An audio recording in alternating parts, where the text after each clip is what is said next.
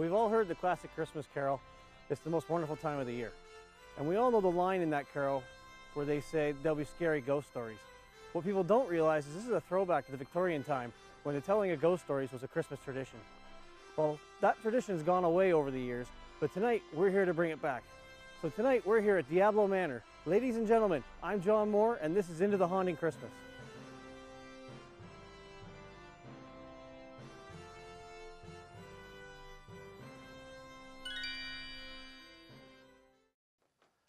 The Diablo Manor is a very unique and mysterious location where owner Scott McClelland promises his guests an evening of the supernatural like nothing they've ever seen before.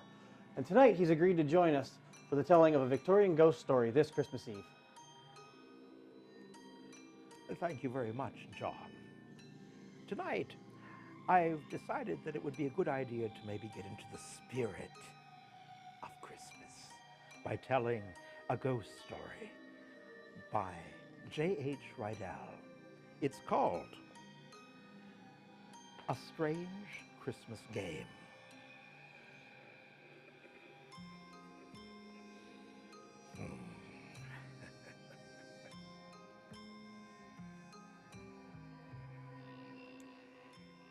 In the middle of November, when we arrived at Martingale and found the place anything but romantic or pleasant, the walks were wet and sodden, the trees were leafless, there were no flowers, save for a few late pink roses blooming in the garden.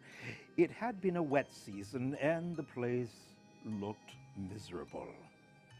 Claire would not ask Alice down to keep her company in the winter months, as she had intended, and for myself, the Cronsons were still absent in New Norfolk, where they meant to spend Christmas with old Mrs. Cronson, now recovered.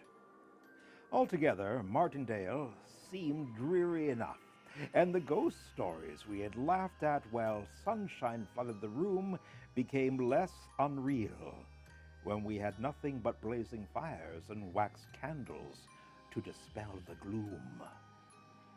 They became more real also when servant after servant left us to seek situations elsewhere, when noises grew frequent in the house, when we ourselves, Claire and I, with our own ears heard the tramp, tramp, tramp, the banging and the chattering which had been described to us.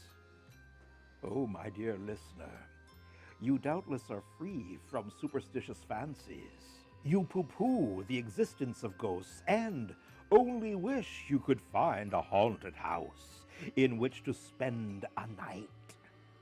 Which is all very brave and praiseworthy, but wait till you are left in a dreary, desolate old country mansion, filled with the most unaccountable sounds, without a servant, with none save an old caretaker and his wife who, living at the extremest end of the building, heard nothing of the tramp, tramp, bang, bang going on at all hours of the night. At first, I imagined the noises were produced by some evil-disposed person who wished, for purposes of their own, to keep the house uninhabited. But by degrees, Claire and I came to the conclusion that visitation must be supernatural, and Martindale, by consequence, untenable. Still, being practical people, unlike our predecessors, not having money to live where and how we liked, we decided to watch and see whether we could trace any human influence in the matter. If not, it was agreed we were to pull down the right wing of the house and the principal staircase. For nights and nights, we sat up till 2 or 3 in the morning, Claire engaged in needlework, I reading with a revolver lying on the table beside me. But nothing, neither sound nor appearance, rewarded our vigil. This confirmed my first ideas that the sounds were not supernatural, but just to test the matter, I determined on Christmas Eve, the anniversary of Mr. Jeremy Lester's disappearance, to keep watch myself in the red bed chamber. Even to Claire, I never mentioned my intention. About 10, tired out with our previous visuals, we each retired to rest. Somewhat ostentatiously, perhaps, I noisily shut the door of my room, and when I opened it half an hour afterwards, no mouse could have pursued its way along the corridor with greater silence and caution than myself. Quiet in the dark, I sat in the red room. For over an hour, I might as well have been in my grave for anything I could see in the apartment. But at the end of that time, the moon rose and cast strange lights across the floor and upon the wall of the haunted chamber. Hitherto, I kept my watch opposite the window. Now I changed my place to a corner near the door, where I was shaded from observation by the heavy hangings of the bed and an antique wardrobe. Still I sat on, but still no sound broke the silence. I was weary with many nights, watching and tired of my solitary vigil. I dropped at last into a slumber, from which I awakened by hearing the door softly open. "John," my sister, almost in a whisper, asked. "John, are you there?" "Yes, Claire," I answered. "But what are you doing up at this hour?" "Come downstairs," she replied. "They are in the oak parlor." I did not need any explanation as to whom she meant, but crept downstairs after her, warned by an uplifted hand of the necessity for silence and caution. By the door, by the open door of the oak parlor, she paused, and we both looked in. There was the room we left in darkness overnight, with a bright wood fire blazing on the hearth, candles on the chimney-piece, the small table pulled from its accustomed corner, and two men seated beside it playing at cribbage. We could see the face of the younger player. It was that of a man about 25, of a man who lived hard and wickedly, who had wasted his substance and his health, who had been while in the flesh. Jeremy Lester. It would be difficult for me to say how I knew this, how in a moment I identified the features of the player with those of the man who had been missing for 41 years. 41 years that very night. He was dressed in the costume of a bygone period. His hair was powdered. Around his wrists were the ruffles of lace. He looked like one who, having come from some great party, had sat down after his return home to play cards with an intimate friend. On his little finger there sparkled a ring. In the front of his shirt there gleamed a valuable diamond. There were diamond buckles in his shoes, and according to the fashion of his time, he wore knee breeches and silk stockings which showed off advantageously the shape of a remarkable good leg and ankle. He sat opposite the door, but never once lifted his eyes to it. His attention seemed concentrated on the cards. For a moment there was utter silence in the room, broken only by the momentous counting of the game. In the doorway we stood, holding our breath, terrified and yet fascinated by the scene which was being acted out before us. The ashes dropped on the hearth softly, and like snow, we could hear the rustle of cards as they were dealt out and fell upon the table. We listened to the count, 15-2, 15-4, and so forth, but there was no other word spoken till at length the player, whose face we could not see, exclaimed, "I win! The game is mine!" Then his opponent took up the cards, sorted them over negligently in his hand, put them close together, and flung the whole pack in his guest's face, exclaiming, "Cheat! Liar! Take that!" There was a bustle and confusion, a flinging over of chairs, and fierce gesticulation, and such a noise of passionate voices mingling that we could not hear a sentence which was uttered. All at once, however, Jeremy Lester strode out of the room in such a great hurry that he almost touched us where we stood. Out of the room, and tramp, tramp, tramp up the stairs to the Red Room, whence he descended in a few minutes with a couple of rapiers under his arm.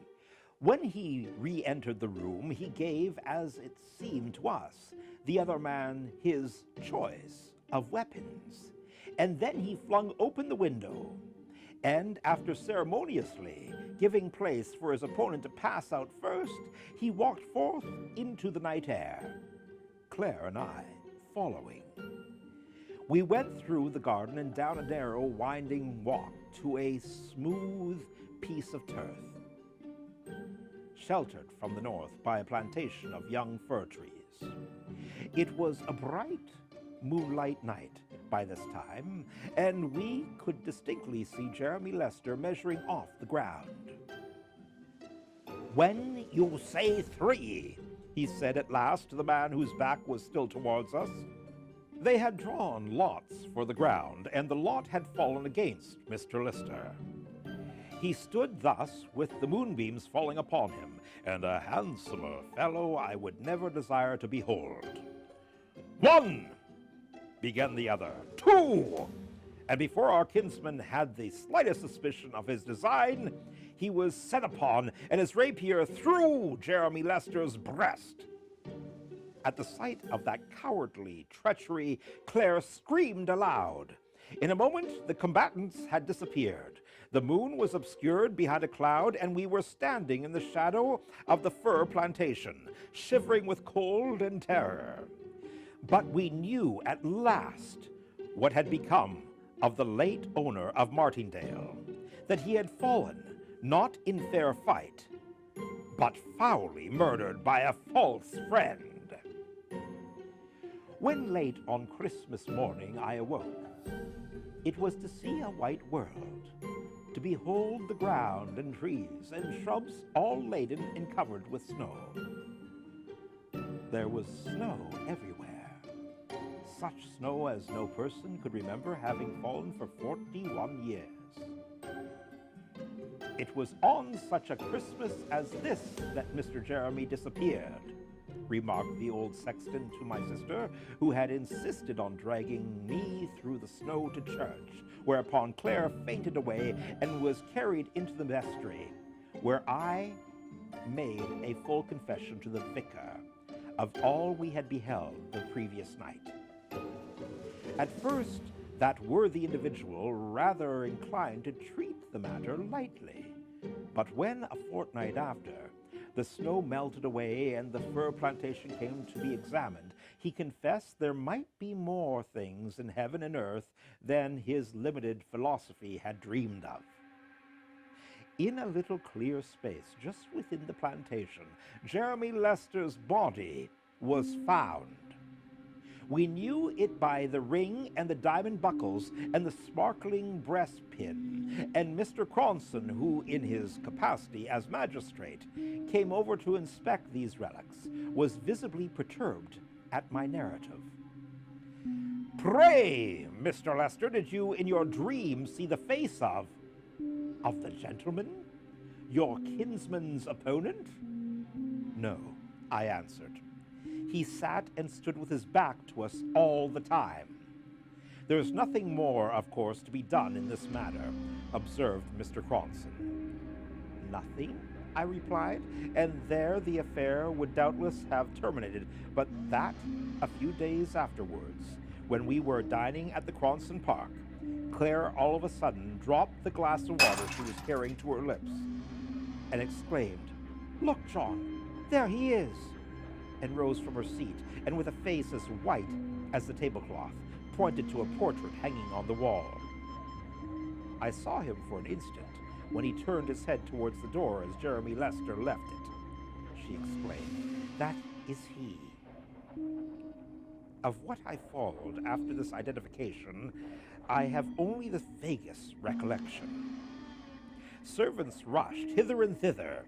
Mrs. Cronson dropped off her chair into hysterics.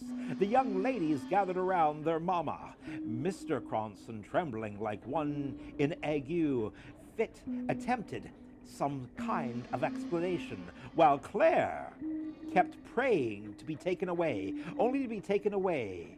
I took her away, not merely from Cronson Park, but from Martindale. Before we left the latter place, however, I had an interview with Mr. Cronson, who said the portrait Claire identified was that of his wife's father, the last person who saw Jeremy Lester alive. He is an old man now, finished Mr. Cronson, a man over 80, who has confessed everything to me. You won't bring further sorrow and disgrace upon us by making this matter public. I promised him I would keep silent, but the story gradually oozed out, and the Cronsons left the country. My sister never returned to Martindale. She married and is living in London, though I assure her there are no strange noises in my house. She will not visit Bedfordshire, where the little girl she wanted me so long ago to think of seriously is now my wife and the mother of my children. The end.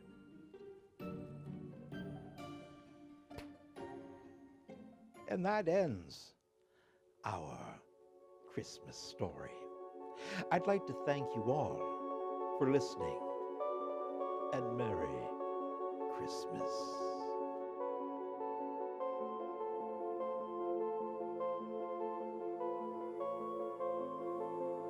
So that concludes our evening here at the Diablo Manor. We'll be back later this season for a full investigation. So from myself, Scott, all of us here at Into the Haunting and Diablo Manor, we want to wish you a Merry Christmas, Happy Holidays, and we'll see you again in 2020.